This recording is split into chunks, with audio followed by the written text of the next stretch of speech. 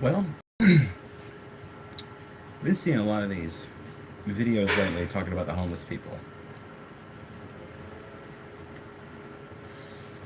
I'm talking about the homeless epidemic in Los Angeles, California.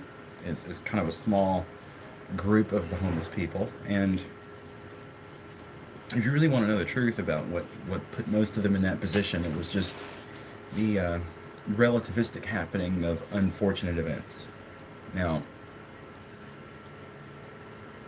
becoming homeless myself was just because of a series of terrible choices or,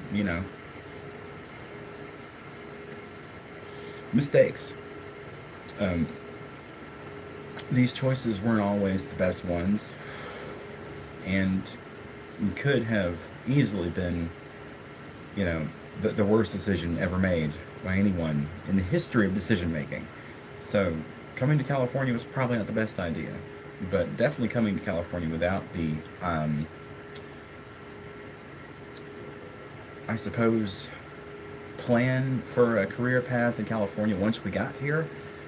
Beyond that of SpaceX, which I applied for their tube bending position a year prior, and spoken to them for a little bit during the middle of the summer in 2017. Had a good little talk with them about it. My mother passed away in January, and we January 2017. So really, the talk was between us or me and SpaceX, or SpaceX and myself, about the job for tube bidding position in January 2016. So when I came out to California, it was a year after the application had been, or process had been started, and I had talked to them on certain occasions, um,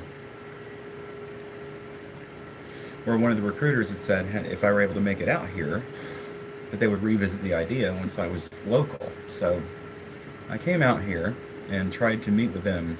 Couldn't get through the gate. Tried sending them emails. Couldn't get a hold of anyone. Tried calling numbers that I had previously from the previous conversation with the members of SpaceX, the hiring or recruiting team, and that didn't get me anywhere. So my wife and I wound up homeless on the streets of Los Angeles from that day forward, and wound up spending most of a year homeless.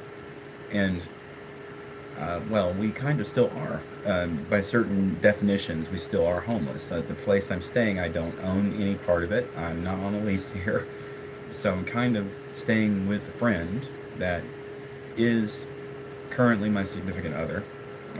As we're tentatively approaching the separation, post separation of my wife and I from being in a relationship, California has really thrown a wrench in all of my plans for anything that resembled a normal and happy life that I intended to embark upon if I came here. So the original reason moving to California was for the afforded reality of legal marijuana use. So I know it's a silly reason to come to any state, and a silly reason to even move across the country, but it's as good a reason as any to do anything that you want to do. If you find value in that, then there's nothing wrong with changing or chasing that logic down to try and maybe follow some course of action that could lead to a positive outcome. So the fact of the matter is, most of the homeless population in California aren't drug addicts. They aren't people that made, terribly poor decisions. They were just caught making poor decisions at the wrong time, or made a poor decision at the worst possible time, and their homelessness or winding up on the street was a result of that decision. And it's a mistake a lot of us regret. A lot of us regret making decisions that led to us being homeless. And at least, my wife and I were fortunate to have a car to live in. Most of them don't even have that. So, or they don't have it for long. Because, payments can't be made to a vehicle if you don't have a job. And it was especially difficult for my wife and I to find a job in Los Angeles area, especially because they require mostly bilingual people. So if you don't know, the majority of the population in Los Angeles is of Hispanic descent. Most of them do speak Spanish. So to get a job in that area, you're going to need to be bilingual, or at least to some degree understand Spanish enough to get a job, which wasn't the case for me or my wife, because we came from a relatively small town in Tennessee, Clarksville, right outside an army base in Tennessee, a little hole-in-the-wall town. And I had just lost a job there, due to some other chains of unfortunate events. Ended my contract with the bank, and I lost a job there. So that forced us into another rush decision to say, you know what, screw planning, let's just do it. Let's toss fate toss destiny our fate and see what happens if we come out to California just for the simple fact that we wanted to come out and try our hand at luck and see what happens. And we wound up on the wrong side of it. I mean, although I don't think we're doing too terribly now.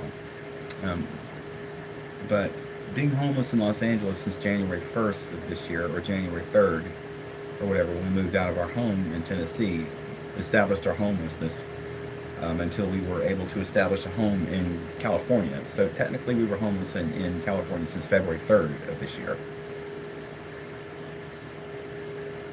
The first year of legal weed consumption, by the way, thanks to the state government. That was definitely one of the biggest good things to happen in the country in a long time. The deregulation of marijuana consumption was definitely one of the biggest pieces of legislation that I think mattered the most to me in the freedom of pursuit of happiness.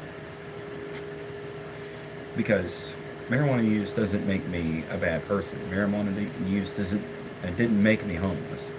What made me homeless was poor planning and poor choices. That's what made me homeless. And I realize, I understand that it was completely my fault. In doing so, understanding that it was my fault completely, doesn't change the fact that it sucks to be homeless. In any state. Regardless of where you're from. Homelessness is the same scattered throughout the country. The reason that it occurs is because of unfortunate events that lead to,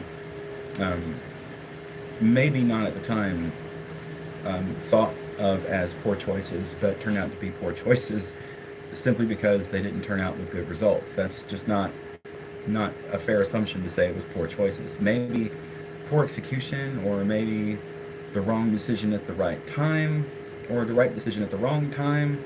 That argument can be made 100 different ways, but what still remains is the issue of homelessness. So the best way to combat homelessness in the state of California isn't affordable housing. The best way to combat homelessness in the state of California, in any state for that matter, is free, legitimate housing that doesn't keep you from the ability of being private, or affords you privacy. Real homelessness doesn't afford you any of those things. You can't bathe properly, you can't eat, you can't do anything properly that's a normal necessity for human existence. You have to spend your entire day trying to sustain yourself, try to get food, try to find ways to live. This one's called decline. The purpose of this video is to try to shed some light on light on the homeless situation. There are a lot of us out here that are homeless, not because of what we have done to ourselves, but because of what society has allowed to occur. Jobs in this area are prevalent. There are lots of jobs. There are tons of places in this country to get a job. But there are lots of people in positions of power that control your fate, and that they don't know that a decision to not hire you is going to put you back on the street, or keep you from eating the next day, or that you may not even have the chance to get to a job after you lose that ability. So being homeless for that period of time, you run out of gas, then you can't get anywhere, you can't drive anywhere, so you can't leave your area, So essentially, you're kind of landlocked once you're homeless to traveling on foot. And if you're in a big city, that can work to your advantage because you can move from place to place quite easily on foot. But if you're in a rural area where there's not a lot of things around, it becomes increasingly more impossible to make the even the simplest things to address the simplest needs of your human existence day to day. I know during the height of the homelessness in Los Angeles for myself, experiencing it on a real raw level left me without a shower for more than 4 months, left me without a bath or anything like that, clean clothes or clothes at all than the ones that I had for more than 6 months. Um, Waiting for a restaurant to close for them to give me food that's been sitting out all day was the only source of my meals for a little bit of time there. And the food stamp card they give you is predicated on the idea that you have a home to cook food in, so you can buy food to cook it, and that food should sustain you for at least a week. But the reality is, the true necessity is not being met. The true needs of the homeless people are not being met because the food stamp card for two people is only like what? It's barely $300 that gets you through an entire month. That's gone within a week or 2 weeks at most, feeding two people, relatively decent meals every day. It maybe gets you 2 weeks in Los Angeles with the cost of food. So that's not a realistic solution to that problem. Neither are the shelters, for that matter. They only serve food once a month, and in some cases, you can't even get a box unless you can donate money to the shelter for the box. So the food you get is already expired, and the food you get is already bad. So you have to either consume it or throw most of it away because it won't be good the next day or the day after. And if you have no place to put it, then you're left with the food out in the elements, which makes it last an even shorter period of time. Even if it is good food, you only can keep it at most a couple of days. During the hottest of hot summers in Los Angeles, that shortens that time even more. So it shortens it to a matter of hours, not days. So even living in a car, not having a place to cook your food, prepare your meals, it makes it impossible to survive on the shelters giving you food every other day, like humans can eat and sustain a healthy lifestyle eating every other day. Well, it can be done, but through a serious amount of discipline. Most of the homeless people in our country um, got to the position they're in making poor choices, or the result of making the right choice at the wrong time, or not being prepared for the situation that they're currently faced with. So, the true solution to the homeless issue is food given to them every day, hot food, not this candy bar, apple bullshit that they try to feed homeless people. Because candy bars and apples don't feed you. You don't eat fruit, acidic fruit, if you can't brush your teeth. You don't eat candy bars if you have nowhere to go to the bathroom, especially if you're diabetic. Then they don't consider these facts in the situation of feeding the homeless because they simply say, well, food is food and you can eat it, right? You refuse to eat it, you refuse my help. That's not the case. The truth of the matter is, some of the people that are homeless can't afford to eat that food because it will harm them. So it's decidedly so that this is really, really reprehensible in the manner in which they're trying to assuage the problems of homelessness in our society. The easiest solution, I think, would be the best approach to this, even coming close to trying to solve it, would be meals provided in local areas by shelters or by public stations or public places that serve food on a regular basis, i.e., hospitals. Um, Performing arts centers can utilize some of their kitchen staff if they have a kitchen to do the same thing.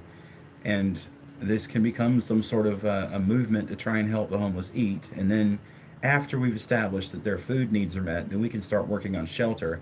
And then we can start establishing the need for, completing their usefulness to society by maybe providing them access to jobs and real health care rather than requiring them to walk from place to place when you don't have a car. And if you are not from Los Angeles or not from California, then I got to share with you this idea that if you're coming from the East Coast out here, it's not better, it's actually worse in California because you have to pay for parking everywhere. And you can't park on certain streets on certain days.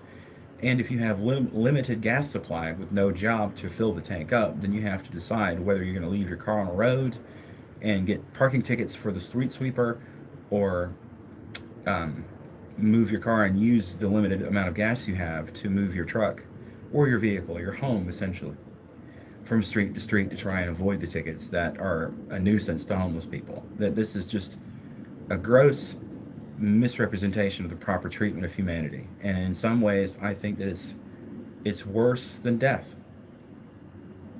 because there are times that I wished I hadn't made it to California, that I hadn't lived through any of it, that I had didn't have to experience that, because I saw a side of humanity that is disgusting and terrible.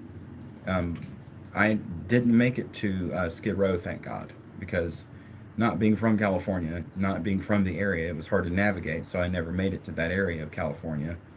And I've heard some bad things about Skid Row, so I'm kind of lucky that I've escaped that reality, compared to some of the other homeless folks around town and in Los Angeles area. They were victims of that reality very closely on the early on end of their homelessness, and it scarred them for life. So you can't simply address the homelessness issue by throwing a $20 bill to a homeless person and or giving them one hot meal, because they don't know when they're going to get their next one, and can't afford to pay anyone for their next one, and can't afford to pay for transportation to and from a job. So the reality is, we need to address the issue of food, address the issue of shelter, address the issue of work, and not in the sense that we're going to keep them indemnified to a job or subjugated to substandard living or substandard wages just because they were homeless. They'll be happy with any amount of money. That's not the case.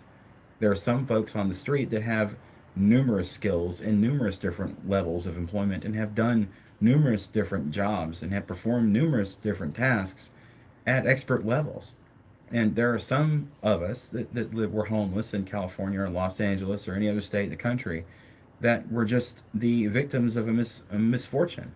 That it's just a happenstance of circumstances that came to a really grim result of putting us on the street and in the mercy of other people's hands, when other people couldn't be bothered by simply offering you a smile or a hot meal. $20 doesn't solve anything for a homeless person, and $20 will be gone in 5 minutes in Los Angeles. If you don't know that, then you're not really from the city. You don't understand what's going on. You know as well as I do, $20 is gone in 5 minutes, and that's true in most places across the country. So, giving the homeless people $20 is not going to help it. It's not going to help the situation. It's going to make it worse. Providing them with shelter, with adequate food, with an adequate job is the solution. Implementing those solutions in such a manner that they don't perpetuate homelessness but end it is preferential.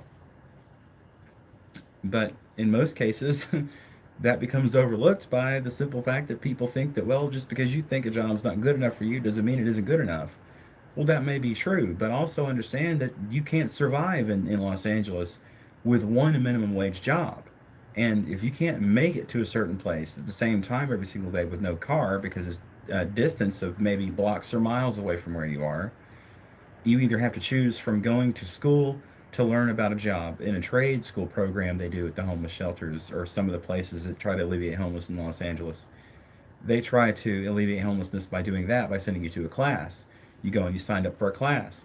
But what do they do in the way of helping you eat that day? Because you either choose between eating or going to a class to help you get a job. That's not something you need to choose over. You shouldn't have to make that choice. It's just a gross display of ignorance towards the homeless situation when you don't understand what people have to decide about every single day. I would rather eat than have to sit in a classroom all day long and not get fed, by the way. And they don't care about your needs outside that classroom, because you're going to do what they say or you won't get any help. For general relief in California, they require that classroom. You have to sit through a class, take a course, and participate in a college format, or you don't get the help. That's not a solution. That's forcing people into an indoctrinated belief system that says it's predicated on helping the homeless, but really what it is doing is keeping them from meals.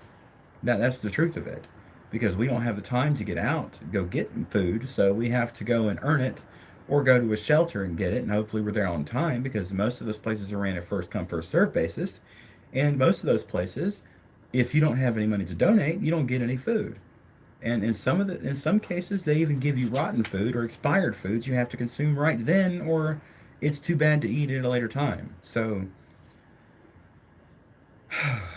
there is not a solution currently, and the solutions they have offered are leave much to be desired in the way of actually helping a homeless person out of the situation they're in. So, truth be told, that the solution is adequate food, adequate shelter, adequate work. That's the solution. And until you're able to provide that, then homelessness is going to remain a problem in our state, in our country.